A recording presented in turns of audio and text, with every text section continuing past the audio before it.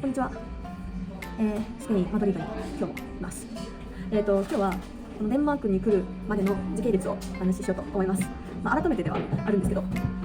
遡ること1年前、ちょうど2022年の7月末退社、8月から振り倒していて、7月末で、4年半、5年目ですね、会社員の時に退職をしています。でそこから、10月に結婚式を挙げて、1ヶ月後にフィリピンに語学留学しています。で2ヶ月間、フィリピンに留学して、去年の、年末に日本に帰国をしています。でそこから3月から、ベトナムに観光で2週間、3週間ぐらい滞在をしていて、そこからデンマークに来てるっていう感じですね。3月の半ばぐらいから来てます。でそこから学校が始まって、6月頭で1つ目の学校がまず終わって、今はヨーロッパ周遊中って感じですね。2ヶ月ぐらいで、来月、今月の8月の末から2個目の学校が始まって、12月末で終わって、12月年内中には帰国する予定です。こうするとあっという間だなっていうのと、いろいろあったなっていう感じですけど、で、なんでフォルケに行こうと思ったみたいなところもあるんだけど、まず行こうって決めたのが2年前の冬かなぐらいですかね。でそこからいろいろ準備をして、その準備っていうところも今日動画で話そうかなと思うんですけど、まずは会社に退職の報告を、去年の一昨年の冬にしてますね。もともと海外にどこかで、1年ぐらいとかワーホリとかで行きたいっていうのはあったので、もう入社して2年目ぐらいから生意気なんですけど、上司にいやもう私辞めるんでみたいな上司とか先輩とかに言ってたんで、大体会社の人はこいついつか辞めるんだろうなっていうのを思ったんですけど、面談があるわけですよ、毎日とかでウィルキャンマスターみたいなのがあって、そのウィルに海外に住むみたいなのをずっと書いてました。なので、そんなに辞めること自体は驚かれはしなかったんですけど、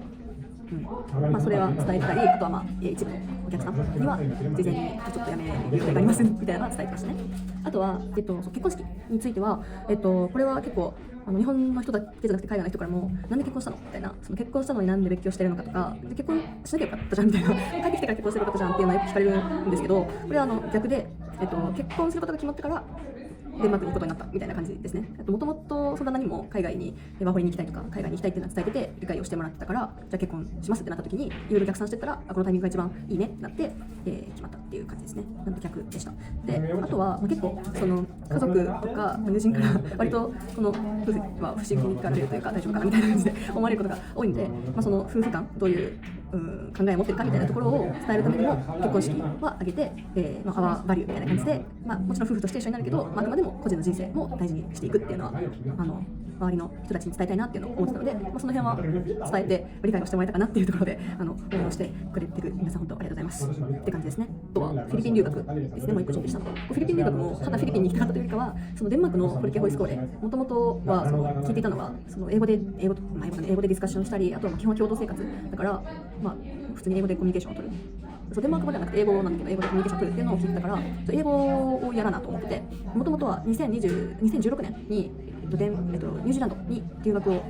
4ヶ月くらいしたから、なんとなく覚えてるというか、喋れるっちゃ喋れるけど、もう全然忘れてるから、改めて思い出すっていうところも含めて、あと英語力を上げるみたいなところも含めて、フィリピン留学に行ってます。これはめちゃくちゃ良かった。ちょっと別でも話したいぐらいフィリピン留学めちゃ良かったんだけど、フィリピン留学行きましたっていう感じですね。あとはお金ももちろん準備してました。ちょっとこれはまた別で話したらなと思うんですけど、ある程度準備してきてるって感じですね。はい。こんな感じです。なので、また12月帰国したら遊んでください。仕事もします。以上です。